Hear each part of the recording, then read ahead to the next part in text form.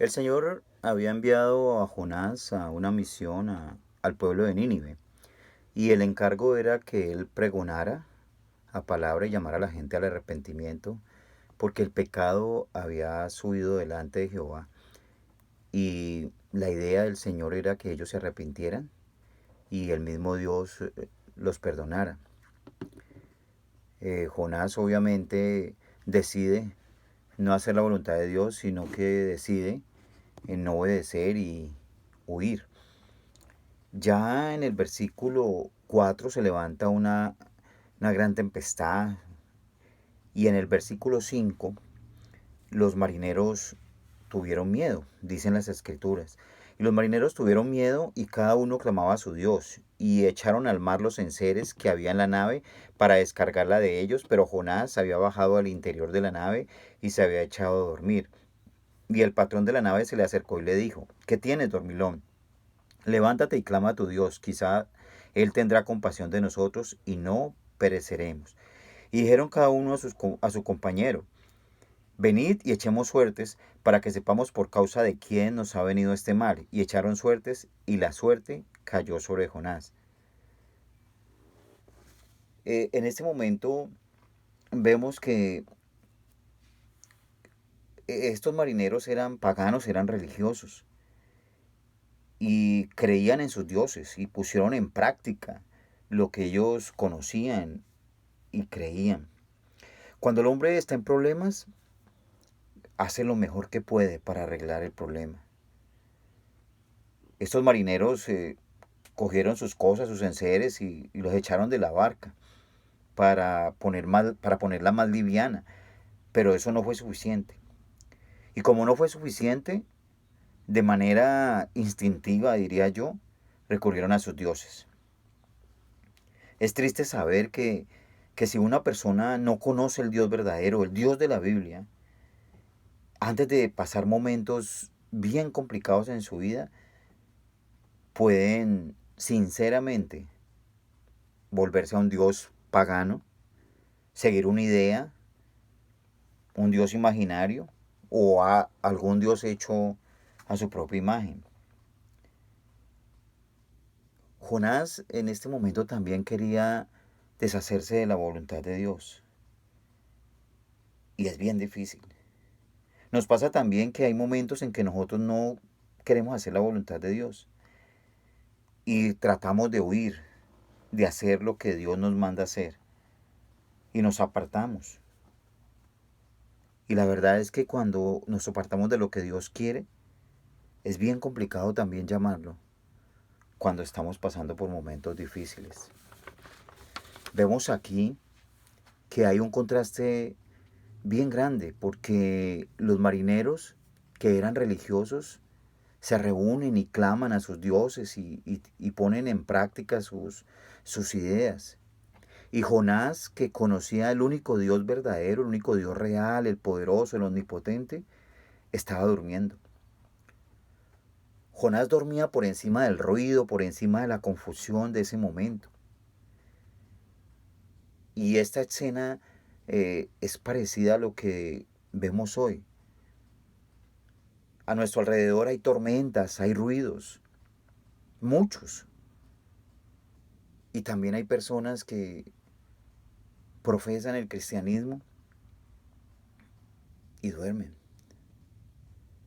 A veces dormimos dentro de nuestras ideas, dentro de nuestros conceptos. A veces nos escondemos donde no nos vean.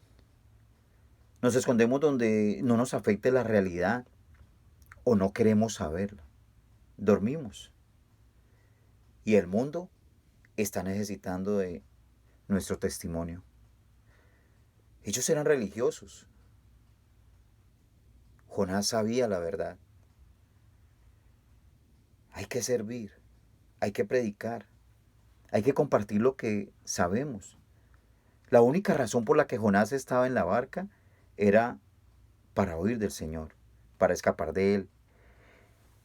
En el versículo 8, después de que ellos echan suertes, dicen las escrituras que le dijeron ellos: decláranos ahora por qué nos ha venido este mal, qué oficio tienes ¿Y de dónde vienes? ¿Cuál es tu tierra? ¿Y de qué pueblo eres? En el versículo 9 Jonás le responde que era hebreo, que él temía a Dios, al Señor, el que hizo el mar y la tierra. Aquí podemos ver que él sí conocía la verdad, pero no la practicaba. A veces nosotros decimos que conocemos esto y aquello que está escrito, pero nuestra conducta a veces no está de acuerdo con lo que creemos. Ellos, cuando escuchan que Jonás les dice esto, temieron y se dieron cuenta que Jonás estaba huyendo de la presencia del Señor. Él mismo se los había declarado. Y empiezan a preguntar, ¿qué vamos a hacer para que el mar se aquiete, para que se detenga todo esto que está pasando y podamos librarnos? Pero el mar se iba embraveciendo más y más, dicen las escrituras. En ese momento, yo creo que Jonás, en un momento de reflexión, le dice que lo echen al mar. Tal vez tuvo compasión de ellos, o quizás definitivamente quiso que lo echaran al mar para quedar en las manos del Señor completamente. Jonás les declara que si lo echan al mar, pues la tempestad se va a acabar. En el versículo 13, de todas maneras, los marineros eh, por un momento no quisieron echarlo al mar y tratan de maniobrar y de controlar la nave, pero no pudieron porque el mar cada vez se embravecía más y más según las escrituras. Es interesante ver cómo ellos, a partir de todo lo que está pasando, lo que les declara Jonás y la situación que están viviendo, se dan cuenta que el Dios verdadero era el que proclamaba Jonás. Y la razón por la que estaban ahí era porque Jonás estaba desobedeciendo. Y entonces ellos ya no oran a sus dioses paganos que no les sirvieron de nada, sino que ahora ruegan al Dios verdadero y le piden que no perezcan a causa de Jonás. Ni que ahora que lo van a tirar por la borda, tampoco la sangre de él sea sobre ellos. Podemos ver que aquí hay una conversión genuina. Antes dioses paganos, conductas paganas, y ahora tenían gran temor. En el versículo 15 dice que ellos tomaron a Jonás y lo echaron al mar, y el mar se aquietó de su furor, y temieron aquellos hombres a Jehová con gran temor. Esto me recuerda mucho el Evangelio según San Marcos en el capítulo 4, cuando los discípulos están tratando de calmar una tempestad y no pueden, recurren al Señor, y cuando se dan cuenta que es el mismo Dios, también tienen gran temor. Algo que podemos aprender aquí es que nuestra vida, nuestra conducta, debe ser coherente con lo que creemos.